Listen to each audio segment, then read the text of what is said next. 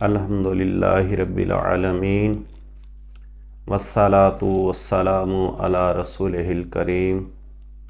اما بعد فاعوذ باللہ من الشیطان الرجیم بسم اللہ الرحمن الرحیم وَأَقِيمُوا الصَّلَاةَ وَآتُوا الزَّكَاةَ وَارْكَعُوا مَعَ الرَّاكِعِينَ صدق اللہ العظیم۔ معزز سامعین کرام، آج کے یہ مختصر سے درس میں امامت کے بارے میں کچھ عرض کیا جائے گا۔ تو اللہ کریم نے یہ حکم فرمایا ہے نماز قائم کرو، زکوٰۃ ادا کرو اور رکوع کرو رکوع کرنے والوں کے ساتھ۔ تو امامت کے بارے میں حدیث شریف سن لیتے ہیں برکت کے لیے۔ ابو داود میں حضرت عبداللہ ابن عباس رضی اللہ تعالی عنہما سے یہ روایت ہے، آپ فرماتے ہیں کہ نبی کریم صلی اللہ علیہ وسلم نے حکم فرمایا ہے کہ تم میں سے جو اچھے لوگ ہیں وہ اذان دیں اور قراء حضرات جو ہیں وہ امامت کروائیں۔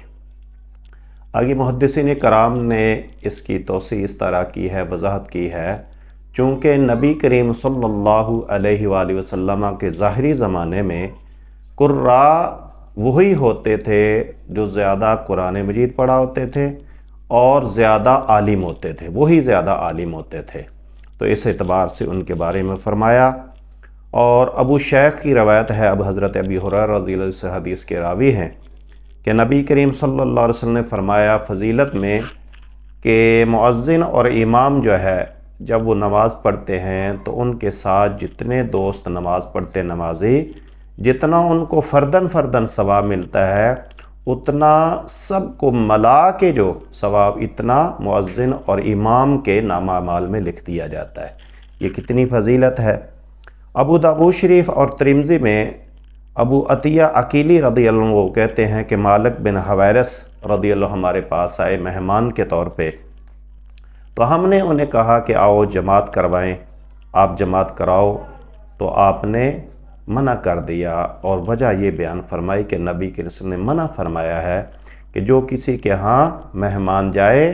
تو وہاں وہ جا کے امامت نہ کروائے،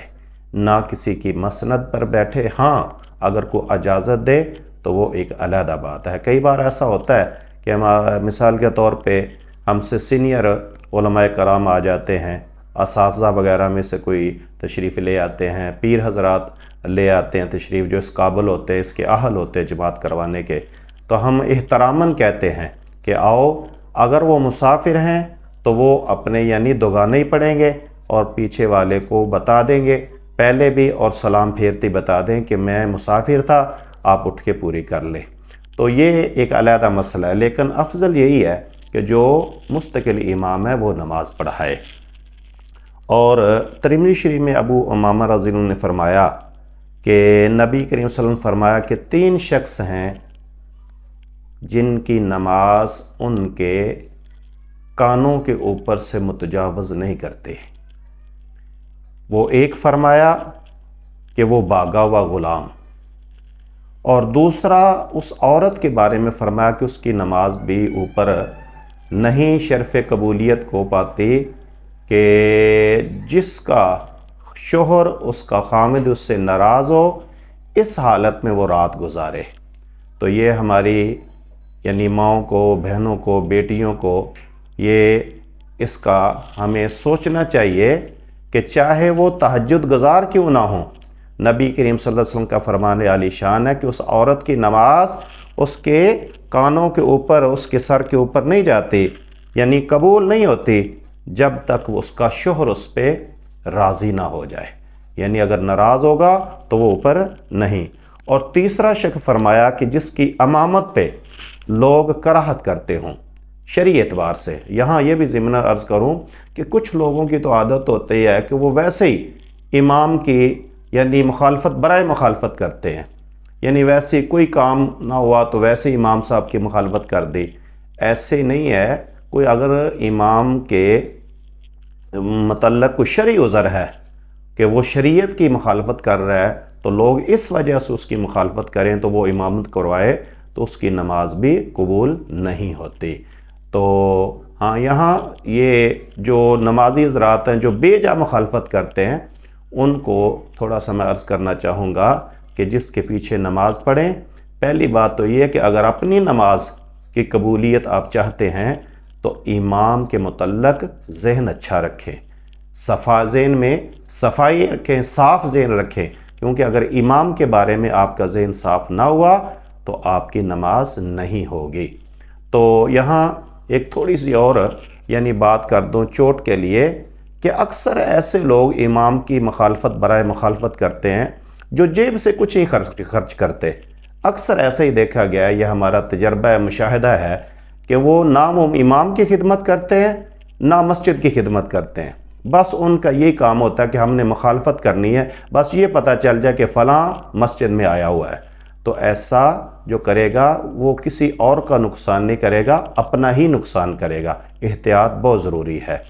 تو یہ اگر بغیر کسی شرعی عذر کے کوئی مخالفت کرے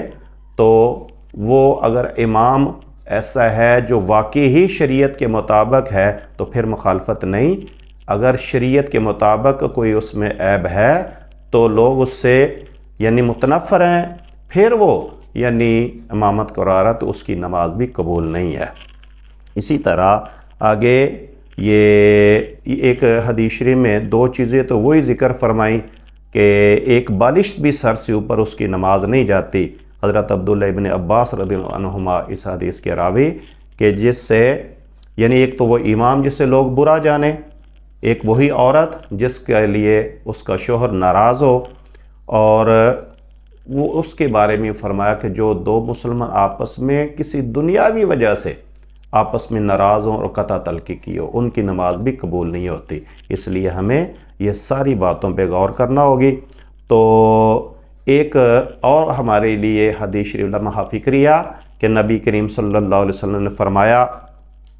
کہ یہ امام احمد میں بھی اور ابن ماجہ میں بھی یہ حدیث شریف موجود ہے سلامہ بنت حر سے، کہ قیامت کی علامات سے ایک یہ فرمایا کہ قرب قیامت ایک ایسا وہ وقت ہوگا جہاں اہل مسجد کو امام نہیں ملے گا، قابل امام نہیں ملے گا۔ تو اس لیے دیکھیں کہ آہستہ آہستہ علم میں کمی آ رہی ہے، تو اس لیے ہمیں چاہیے کہ اپنے بچوں کو حافظ قرآن عالم دین بنائیں۔ تو امام کے لیے جو مقتدی ہے اس کے لیے یہ چاہیے کہ امام کو تخفیف کرنی چاہیے قرات میں، کہ اسے خیال کرنا چاہیے کہ پیچھے یہ ضعیف بھی ہو سکتے ہیں، مسافر بھی ہو سکتے ہیں، کمزور بھی ہو سکتے ہیں، بیمار بھی ہو سکتے ہیں۔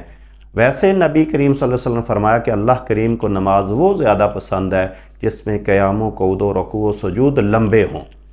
لیکن امام کے لیے حکم ہے کہ وہ میانہ روی اختیار کرے، کیونکہ پیچھے وہ بیمار، مسافر، معذور وغیرہ بھی ہو سکتے ہیں۔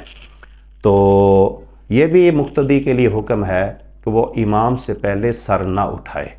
اگر ایسا کرے گا تو اللہ معاف فرمائے، حدیث شریف کی روشنی میں عرض کرتا ہوں کہ ممکن ہے کہ اس کا سر جو ہے وہ چہرہ جو گدھے کا ہو جائے۔ استغفر اللہ ثم استغفر اللہ۔ اس لیے ہمیں، اور یہ بھی امام مالک کی روایت ہے کہ نبی کریم صلی اللہ علیہ وسلم نے فرمایا کہ جو امام سے سر پہلے اٹھائے گا